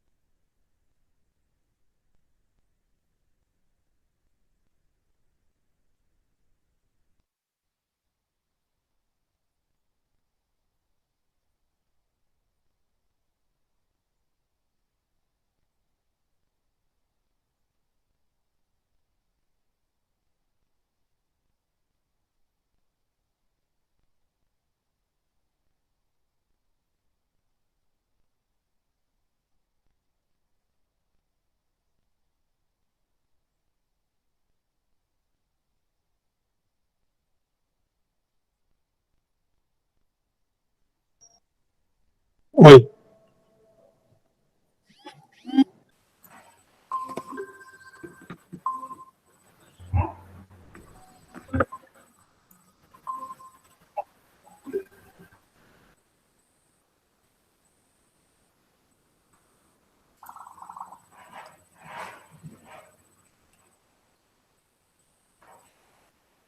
Halo, Assalamualaikum. Tadi keputus ya. Masuk. Iya, Ya, Pak. tadi saya keputus. Maaf ya, nggak tahu. Iya dari tadi. Yang tadi juga patah-patah, Pak. Oh iya, makanya langsung hilang ini saya. Sekarang suara saya jelas Jelas nggak? kok, Pak. Jelas, ya? Pak. Jelas, Pak. Yang ini jelas kok, Pak. Jelas, Pak. Jelas ya, oke. Nah, nanti saya mau buka e-kampus ya. Tunggu ya. E-kampus.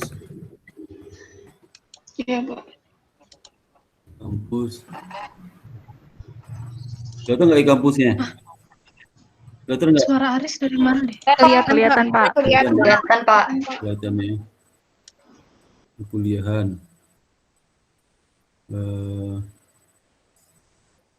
Itu malah sensi ya. Kemudian mana nih? Sudah Sabtu, Rabu, terus karyawan. Oh ini perlu 21 reguler. Ini ya.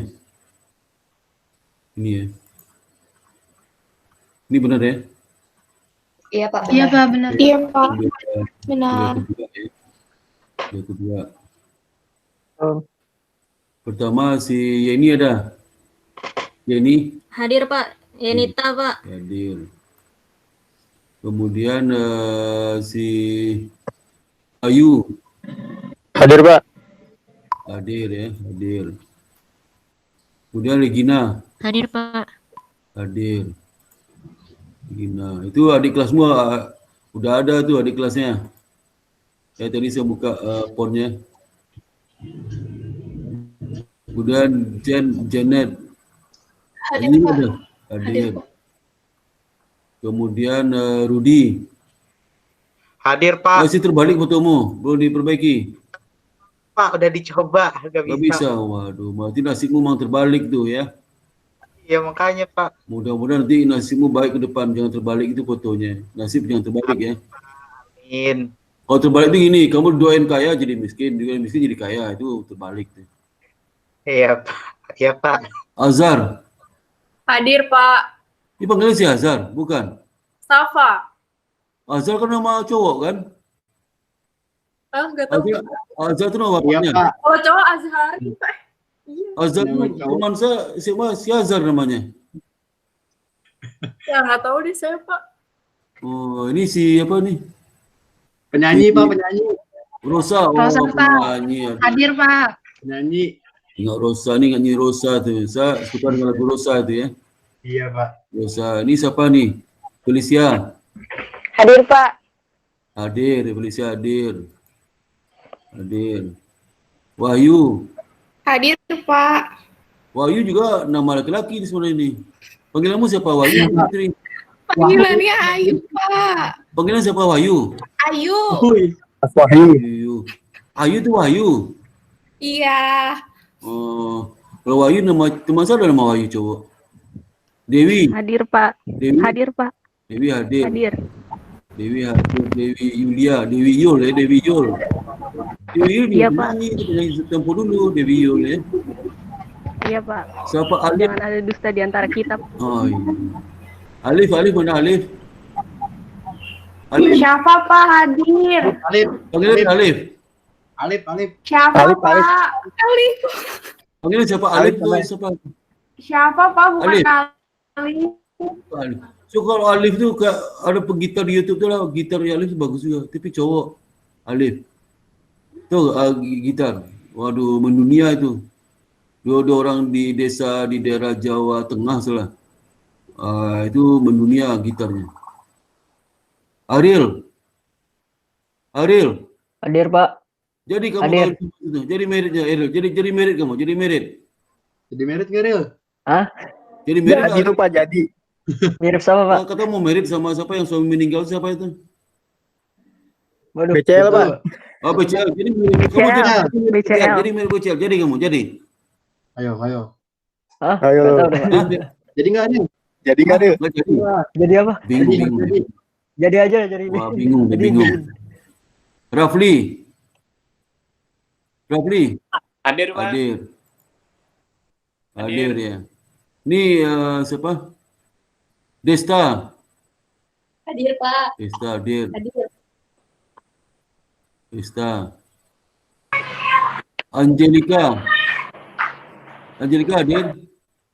Hadir, Pak. Hadir. Angelika hadir. Hadir, Pak. Ya. Novit hadir, Novit. Hadir, Pak. Hadir, bukan COVID dan Novit ya. Kemudian siapa nih? Tri hadir. Hadir, Pak. Hadir Tri. Kemudian Aris Hadir, Pak. hadir, alhamdulillah hadir. Ada masuk lagi nih. Mangga 2, siapa nih? Rangga, bukan habis pikir Mangga, mata tuh nggak lihat nih. Ini siapa? Rangga. Rangga hadir nggak? Rangga. Tadi hadir, Pak. Rangga hadir, Pak. Mana? Mana orang coba? Dia hadir, Pak. Rangga mana? Rangga mana? Halo Rangga. Tadi mah mungkin nggak jadi lagi. Nggak ada, jangan mungkin, nggak ada mungkin, berarti nggak hadir Rangga. Rangga mana dia? Rangga nggak hadir ya. Berarti nggak hadir, kurang waras ya? Nggak hadir. Jangan ada rugi kamu ya. Udah beli tiket nggak masuk lagi. Oke, siapa lagi yang belum dipanggil namanya? Belum dipanggil siapa? Halo? Semua Pak kayaknya. Siapa? Udah semuanya. Udah, Pak. Udah semua Semuanya. dipanggil maksudnya. Udah, Pak. Oke, kalau ada pertanyaan lagi, kalau nggak ada pertanyaan sampai di sini ya kuliahnya.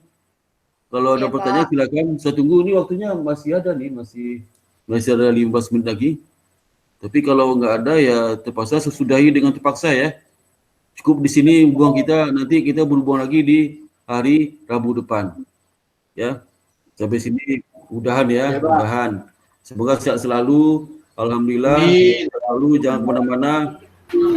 Ya. Ya. Oke, Assalamualaikum warahmatullahi wabarakatuh ya.